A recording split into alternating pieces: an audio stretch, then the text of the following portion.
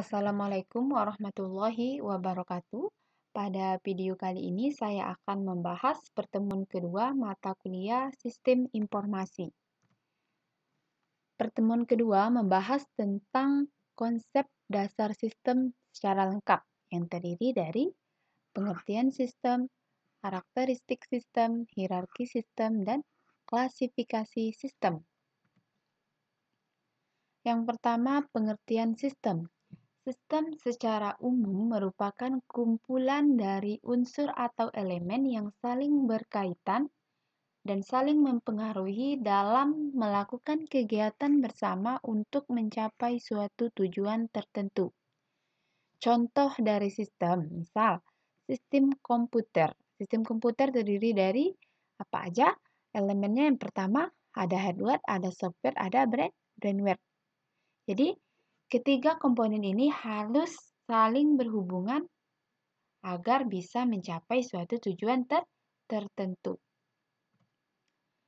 Berikut beberapa pengertian sistem yang bisa kalian baca ya menurut para ahli. Kemudian ada pengertian sistem yang lain yang merupakan urutan kegiatan yang digunakan untuk menjelaskan. Yang pertama ada apa yang harus dikerjakan, siapa yang mengerjakan, kapan dikerjakan, dan bagaimana cara mengerjakannya. Sistem mengandung dua pengertian utama. Yang pertama, sistem yang menekankan pada komponen dan elemen. Yang kedua, pengertian sistem yang menekankan pada prosedur. Jadi perbedaannya apa? Kalau definisi yang menekankan pada komponen menerangkan bahwa sistem adalah komponen-komponen atau subsistem-subsistem yang saling berhubungan atau berinteraksi, di mana masing-masing bagian tersebut dapat bekerja secara sendiri-sendiri ataupun bersama, yang saling berhubungan untuk membentuk satu kesatuan sehingga tujuan atau sasaran sistem tersebut dapat tercapai secara keseluruhan. Kalau definisi yang menekankan pada prosedur sama, tetapi hanya saja ini merupakan suatu jaringan kerja atau prosedur-prosedur yang saling berhubungan, berkumpul bersama untuk melakukan suatu kegiatan dalam menyelesaikan suatu sasaran tertentu. Syarat-syarat sistem. Jadi, pertama, sistem harus dibentuk untuk menyelesaikan suatu tujuan. Elemen sistem harus mempunyai rencana yang ditetapkan. Yang ketiga, adanya hubungan antara elemen sistem yang satu dengan elemen sistem yang lain. Jadi, sistem itu dapat disimpulkan kumpulan dari komponen ya. Komponen atau elemen yang saling berhubungan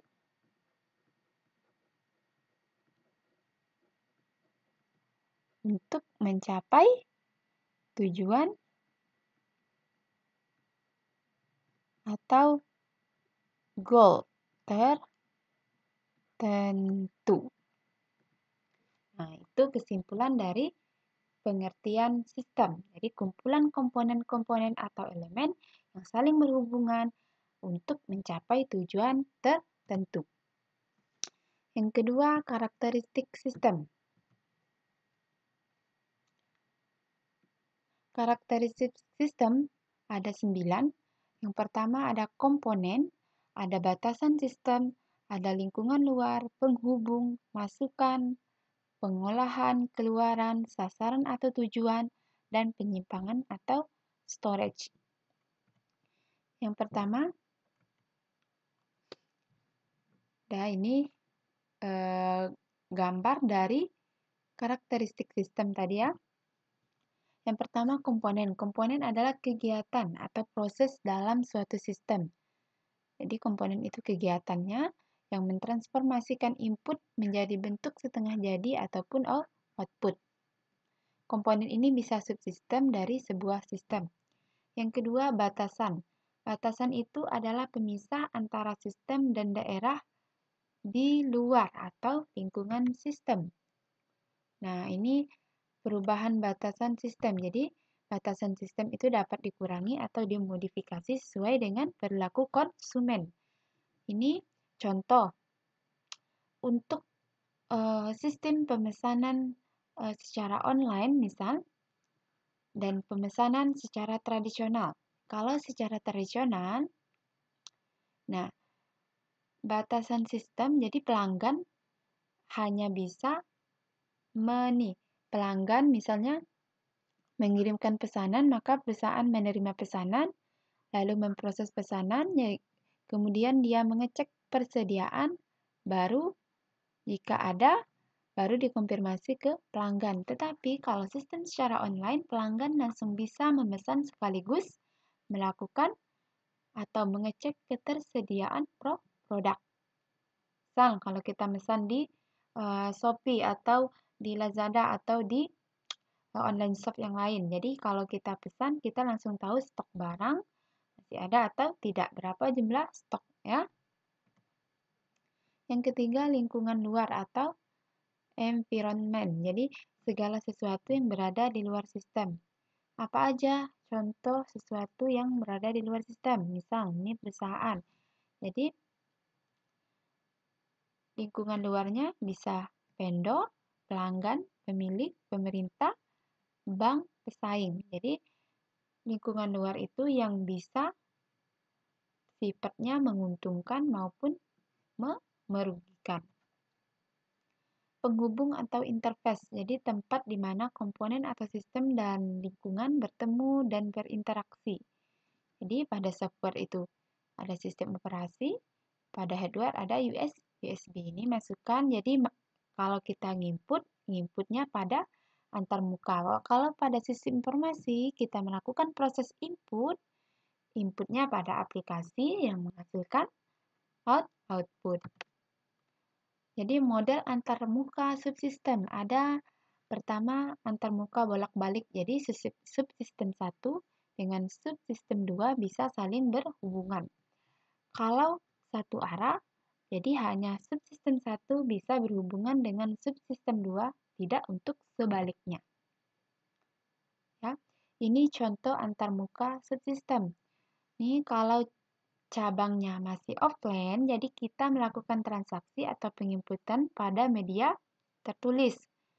Jadi ada proses pencatatan transaksi, maka setelah diproses, maka transaksinya disimpan. Tetapi kalau sudah online, kita transaksi baru penginputannya langsung pada aplikasi atau antarmuka. Jadi sistem bisa langsung validasi apakah transaksinya sah atau tidak. Kalau sah, maka dilakukan pemutakhiran dan disimpan ke database induk. Kelima, masukan atau input. Jadi, masukan itu segala sesuatu yang masuk dalam sistem dan selanjutnya menjadi bahan untuk diproses. Ya. Pada sistem informasi, masukan dapat berupa data transaksi dan data non-transaksi. Keenam, pengolahan data atau processing. Jadi bagian yang melakukan perubahan atau transformasi dari masukan menjadi keluaran. Pada sistem informasi, proses dapat berupa suatu tindakan seperti meringkas data, melakukan perhitungan, mengurutkan data, dan lain-lain. Ketujuh, output atau keluaran, jadi merupakan hasil dari pemrosesan. Pada sistem informasi, keluaran bisa berupa informasi, saran, cetakan laporan, dan sebagainya. Mekanisme pengendalian atau umpan balik, jadi digunakan untuk mencuplik hasil dari keluaran. Misal, ini ada masukannya apa? Masukan atau inputnya apa? Data penjualan. Ini diproses. Hasilnya apa? Hasilnya hasil penjualan.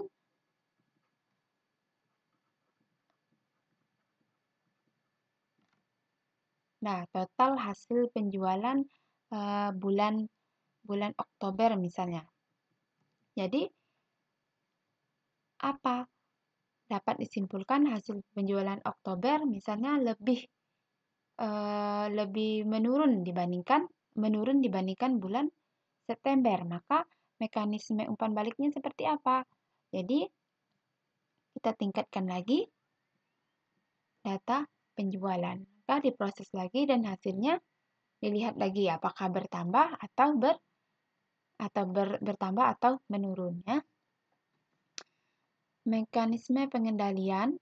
Jadi tujuannya apa? Agar mengatur sistem yang berjalan itu sesuai dengan tujuan. Jadi pada sistem informasi jika ada program salah diperbaiki, misalnya program harus disesuaikan dengan output yang dikehendaki. Yang kedelapan, tujuan atau goal dari suatu sistem. Setiap sistem mempunyai tujuan, di mana tujuan berfungsi sebagai pengarah sistem. Jadi tujuan sistem informasi itu tergantung pada kegiatan yang ditangani.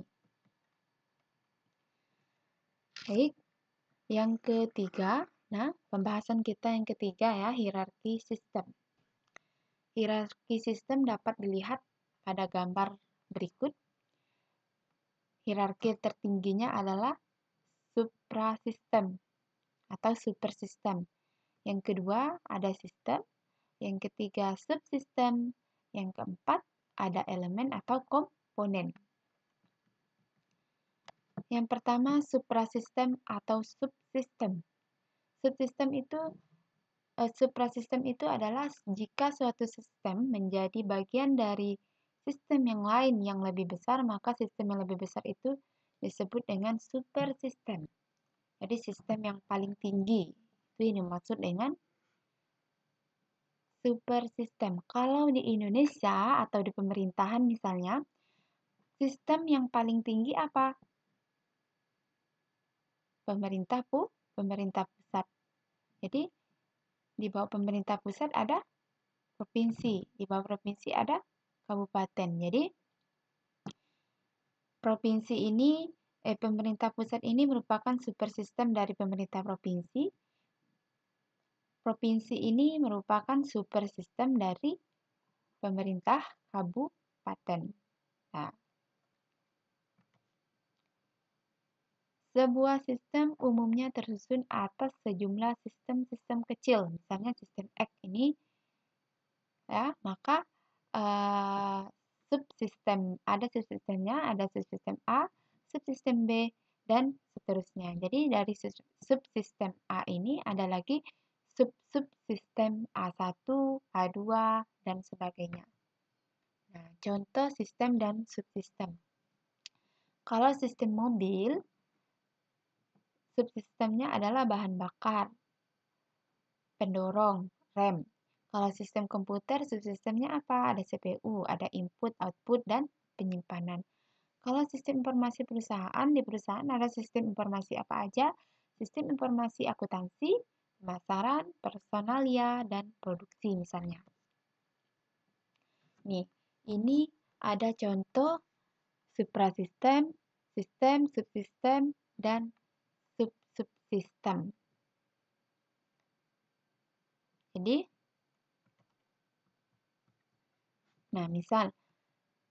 misalnya Stikom. Stikom ini merupakan, atau sekarang UNAMA ya, Stikom Dinamika Bangsa merupakan suprasistem. Maka, yang menjadi sistemnya adalah, bidang akademik, kemahasiswaan, kepegawaian, dan keuangan. Jadi, pada sistem akademik, subsistemnya mencakup apa aja? Ada perkuliahan, penerimaan mahasiswa baru, dosen, dan sebagainya. Kalau di bidang kemahasiswaan, subsistemnya apa aja?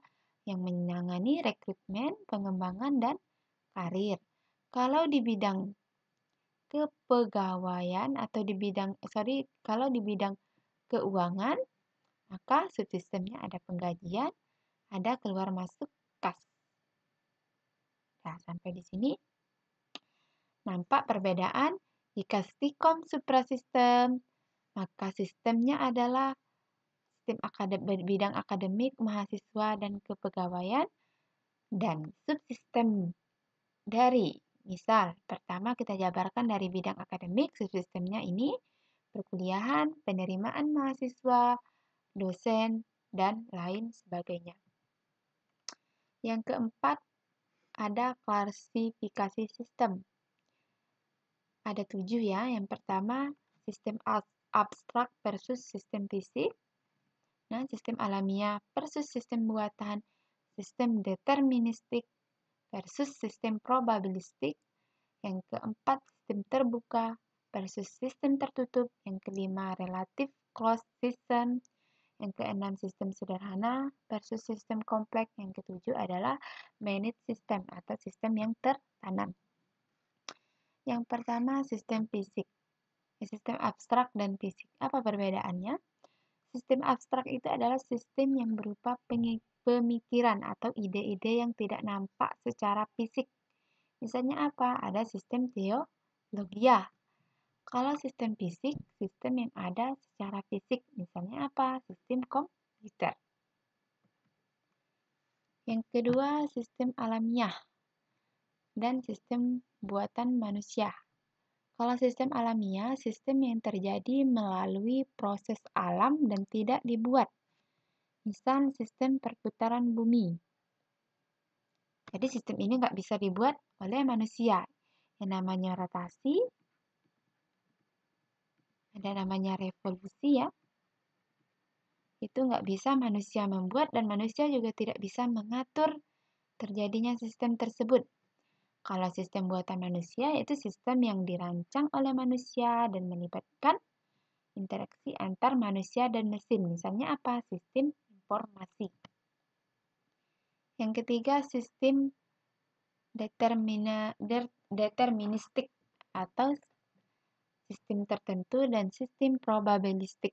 Jadi, kalau sistem deterministik itu sistem yang beroperasi dengan tingkah laku yang sudah dapat diprediksi, interaksi di antara bagian-bagiannya dapat dideteksi pasti ya, sehingga keluarnya dapat diramalkan. Misalnya, program komputer melaksanakan secara tepat dalam rangkaian instruksinya. Misalnya sistem penggajian. Ini sistem penggajian, kita inputkan jumlah absennya, kita inputkan gaji hariannya, jadi nampaklah gaji bulanan. Kalau sistem probabilistik, jadi sistem yang input dan prosesnya dapat kita definisikan, sementara hasilnya tidak dapat kita tentukan. Contohnya apa? Contohnya sistem pemasaran. Ya. Kalau sistem terbuka, yang keempat sistem terbuka versus sistem tertutup. Sistem terbuka merupakan sistem yang berhubungan dan terpengaruh oleh lingkungan luar. Contoh, sistem keorganisasian yang memiliki kemampuan adaptasi dengan lingkungan luar. Kalau sistem tertutup, sistem yang tidak berhubungan dan tidak terpengaruh dengan lingkungan luarnya. Contoh reaksi kimia di dalam tabung berisolasi tertutup. Jadi kita hanya dapat melihat dan tidak dapat ikut dalam sistem tersebut. Ya.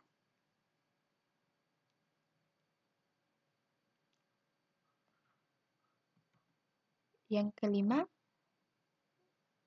relative closed system. Jadi sistem yang tertutup tetapi tidak tertutup sama sekali. Jadi bisa menerima pengaruh-pengaruh lain. Sistem ini dalam operasinya dapat menerima pengaruh dari luar yang sudah didefinisikan dalam batas-batas tertentu. Misal, sistem komputer.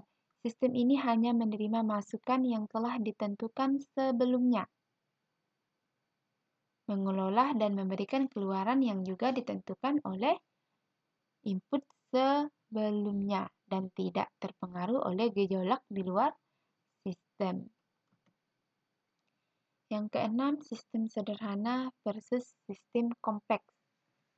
Jadi sistem sederhana itu sistem yang tidak rumit atau sistem yang dengan tingkat kerumitan rendah. Misalnya sistem sepeda, sistem mesin ketik, sistem infiltrasi tanah. Ya, kalau sistem sepeda nampak ya betapa sederhananya. Kalau sistem kompleks itu sistem yang sudah rumit. Yang apa aja contohnya? Sistem otak manusia, ini sistem komputer, sistem keseimbangan hara esensial di dalam tanah, itu contohnya. Yang ketujuh, manage system. Jadi, sistem penjelasan tingkah laku yang meliputi keikutsertaan manusia. Misalnya, sistem ini digambarkan dengan cara-cara sebagai berikut.